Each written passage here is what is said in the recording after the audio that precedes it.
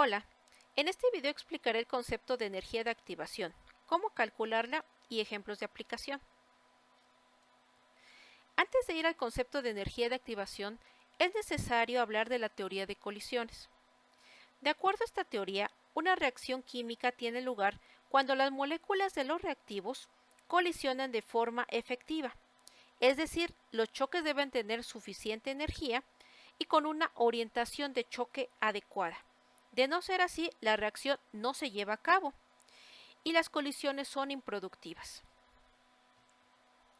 El valor de la energía mínima necesaria para que ocurra la reacción se denomina energía de activación.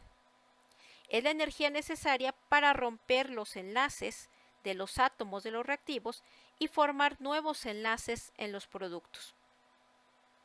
Las moléculas de los reactivos antes de la colisión poseen cierta energía cinética. Cuando las moléculas colisionan con una energía cinética superior a la energía de activación, la reacción ocurre. Por ello, la energía de activación se considera una barrera energética. Generalmente las moléculas incrementan su energía cinética de choque con el aumento de la temperatura. Una ecuación que explica la dependencia de la constante de velocidad con la temperatura es la ecuación de Arrhenius. Esta ecuación relaciona la constante de velocidad con el factor de frecuencia o factor preexponencial, la energía de activación, la constante de los gases y la temperatura en grados Kelvin. Debido al signo negativo del exponente, la constante de velocidad va a disminuir cuando aumenta la energía de activación y va a aumentar con el incremento de la temperatura. Es importante mencionar que las energías de activación son valores positivos cuando la reacción está favorecida por la temperatura, y esta es la situación más común en las reacciones químicas. La energía de activación no debe confundirse con la entalpía de la reacción. Estas figuras muestran la diferencia. El cambio de entalpía es la diferencia entre la energía de los productos y la de los reactivos. La energía de activación va a ser la energía para poder llegar a formar este complejo activado. Es decir, es la diferencia entre esta energía de complejo activado y la energía de los reactivos. Por lo tanto, la energía de activación es mucho más grande que la entalpía de la reacción. En esta otra figura se muestra una reacción endotérmica. Para calcular la energía de activación se requiere información de constantes de velocidad a diferentes temperaturas. Cuando menos se necesitan 3 datos. Aquí en esta tabla se muestran los datos de constantes de velocidad para la descomposición de peróxido de hidrógeno utilizando yoduro de potasio como catalizador. Esta es una reacción de primer orden. Estas constantes se obtienen de las pendientes de gráficas como esta, donde se relaciona la concentración inicial, la concentración que nos queda a cierto tiempo y están en función del tiempo. Cabe mencionar que dependiendo del orden de reacción se tienen diferentes gráficas, es decir, diferentes formas para calcular la constante de velocidad. Y esta constante de velocidad tiene también diferentes unidades. Para el orden 0 se tienen estas dos gráficas, para el primer orden se pueden utilizar cualquiera de estas dos gráficas y para el segundo orden cualquiera de estas dos. Entonces, para el cálculo de la energía de activación, la ecuación de Arrhenius se debe linealizar, como aquí se muestra, y se requiere graficar en el eje Y el logaritmo de la constante de velocidad y en el eje X el inverso de la temperatura en grados Kelvin. Se obtiene la ecuación de regresión lineal, que debe tener un coeficiente de determinación alto y también aceptable, es decir, lo más cercano a 1. Esta ecuación de regresión lineal de los datos experimentales se compara con la ecuación de Arrhenius linealizada y se obtiene que la ordenada permitirá conocer el factor preexponencial. Entonces, el logaritmo del factor preexponencial es igual al valor de la ordenada. Entonces, el factor preexponencial se obtiene con la función inversa del logaritmo natural. Y va a tener ese factor preexponencial las mismas unidades que la constante de velocidad, que en este caso son segundos a la menos 1, porque se trata de una reacción de primer orden. También se puede calcular la energía de activación en función de los datos de la pendiente. Por ejemplo, menos energía de activación entre R es igual a este valor de la pendiente. Entonces, menos energía de activación va a ser igual al valor de la pendiente por R. Se puede utilizar la constante de los gases en unidades de joules o de calorías. Aquí se está utilizando estas unidades de joules. Por lo tanto, se hace la operación y se encuentra que la energía de activación es esta. Es común reportar estos valores de energía de activación en kilojoules por mol. Este valor de la energía de activación es un parámetro cinético muy importante. A continuación comentaré brevemente 4 artículos de investigación donde se calculó la energía de activación. En este artículo se estudió la cinética de desactivación de tirosinasa, que es la enzima responsable del oscurecimiento de los champiñones durante su procesamiento. Los champiñones fueron sometidos a tratamiento térmico y a calentamiento óhmico a diferentes temperaturas. En esta tabla se muestra el efecto de la temperatura sobre la constante de velocidad de desactivación de la enzima. Se encuentra que a mayor temperatura se tiene una mayor velocidad de desactivación. También están las energías de activación de los diferentes tratamientos, del tratamiento térmico y del tratamiento óhmico a diferentes intensidades del campo eléctrico.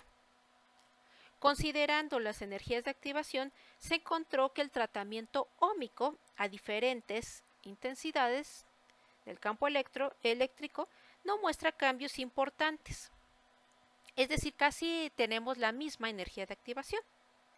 Pero el calentamiento óhmico también es mucho más pequeño, los valores de energía de activación comparados con la energía de activación que se obtiene con el calentamiento térmico. Entonces, esto está indicando realmente que va a ser mucho más sencillo poder desactivar la enzima utilizando el calentamiento óhmico en relación con el tratamiento térmico, ya que se tienen energías de activación más pequeñas. Es decir, una menor energía de activación indica una menor energía necesaria para la inactivación de la enzima, ya que la barrera energética es más sencilla de sobrepasar con el tratamiento óhmico. En el siguiente artículo se simularon varios tratamientos de ablación por calor para destruir células cancerosas en el hígado. Estos tratamientos térmicos se utilizan cuando la operación no es una buena opción. El estudio in vitro utilizó células cancerosas de hígado humano en suspensión, es decir, entre dos portaobjetos y también fijadas al portaobjeto. Se probaron varias velocidades de calentamiento. Las últimas dos velocidades son mucho más rápidas, por lo que se consideran instantáneas y por eso dicen que el proceso es isotérmico. Se observaron energías de activación muy cercanas, pero se puede observar que disminuyen esa energía de activación al aumentar la velocidad de calentamiento. También se calcularon diferentes se calculó el factor de frecuencia y aquí se obtuvo una diferencia entre estos valores, en tanto que para la energía de activación pues prácticamente no encontraron una diferencia importante. Pero se observa que al incrementar entonces la velocidad de calentamiento es más viable la destrucción de las células cancerígenas, porque esta energía de activación es más pequeña. Entonces es más sencillo sobrepasar esa barrera energética. En este artículo se analizó la degradación térmica de compuestos bioactivos de una variedad muy peculiar de naranja llamada variedad Sanguinelli. Las naranjas son ricas en compuestos bioactivos liposolubles, como los carotenos, pero también en compuestos polares como las xantófilas. Entre estas se encuentran la criptoxantina, zeaxantina, luteína, anteroxantina y violaxantina, que son las responsables del color tan peculiar del fruto y tienen capacidad antioxidante. En este cuadro se muestra la cuantificación de esos compuestos bioactivos después del tratamiento térmico a diferentes temperaturas. Se tiene los datos para el jugo real o bien para varios modelos que contienen los mismos compuestos bioactivos del jugo, pero a diferentes pHs, o bien los compuestos se encuentran en su forma libre o esterificada. Se calculó la energía de activación de cada compuesto bioactivo en los diferentes sistemas, verificando un coeficiente de correlación alto en la obtención de las energías de activación. Se puede discutir varios aspectos de esta tabla. Por ejemplo, se encontró que dependiendo de la temperatura, dependiendo del valor del pH, algunos compuestos bioactivos son más resistentes al tratamiento térmico. Por ejemplo, la criptoxantina es menos estable a pH 7. Se tiene una mayor velocidad, por ejemplo, de degradación, pero también se tiene un valor de energía de activación más bajo, por lo que es más sencillo rebasar la barrera energética para su descomposición térmica. También se observa que los compuestos esterificados, como se encuentran normalmente en el fruto, son más estables en comparación con las formas libres o bien incluso con el jugo real, que después del proceso de extracción, estos compuestos bioactivos ya no están en la forma esterificada. Pero si se conservaran en la forma esterificada, se observa que tienen una mayor estabilidad, ya que tienen energías de activación mucho más grandes. Es decir, va a ser más difícil que se alcance esa barrera energética y que se pueda degradar alguno de estos compuestos bioactivos. Finalmente, en este artículo se muestra la inactivación de la enzima peroxidasa, que es responsable de los cambios de color en la guayaba después del tratamiento térmico. Los procesos térmicos inactivan enzimas y destruyen microorganismos, pero generan pérdida de color y la no aceptación de los productos. Entonces, en este artículo se llevó a cabo el tratamiento térmico a diferentes temperaturas de guayaba y se estuvo analizando el color que se obtenía para cada una de esas temperaturas. El color de un producto se puede analizar utilizando esta escala Ciel-Lapa. En esta escala se ubica el color del producto en un espacio de 3 dimensiones, que es L, B y A. Entonces, después del tratamiento térmico a varias temperaturas, se puede calcular la energía de activación de los cambios de color en luminosidad, verdor o amarillez. Se pueden analizar Entonces, ¿qué propiedad es más resistente al cambio de la temperatura?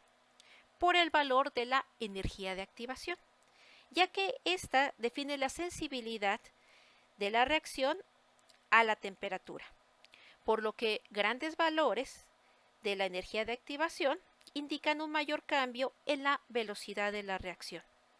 Por ejemplo, para el mismo cambio de temperatura de la luminosidad, se tiene un cambio de la constante de velocidad mucho más grande, de 5.75, en comparación con el que se observa para el verdor. Aquí se tiene un cambio en la constante de velocidad más pequeño y también pues se tiene una energía de activación más pequeña. Entonces, como se observa en este ejemplo, la energía de activación no solo se puede calcular para cambios de concentraciones, sino también para otro tipo de parámetros. Por ejemplo, en este caso son parámetros físicos. También puede servir para procesos que no necesariamente involucran una reacción química. Podría ser el secado de un material biológico o el secado osmótico, como se muestra en esta tabla. En este caso, en el que se deshidrata plátano utilizando agentes osmóticos, se tienen energías de activación pequeñas y van a representar estas energías la energía mínima necesaria para romper las interacciones del sólido y el agua, es decir, plátano y agua, y las interacciones agua-agua para mover las moléculas de agua a través de la matriz, que en este caso es el plátano. Bueno, espero que con estos ejemplos se den una mejor idea de la importancia de este parámetro cinético llamado energía de activación. Saludos.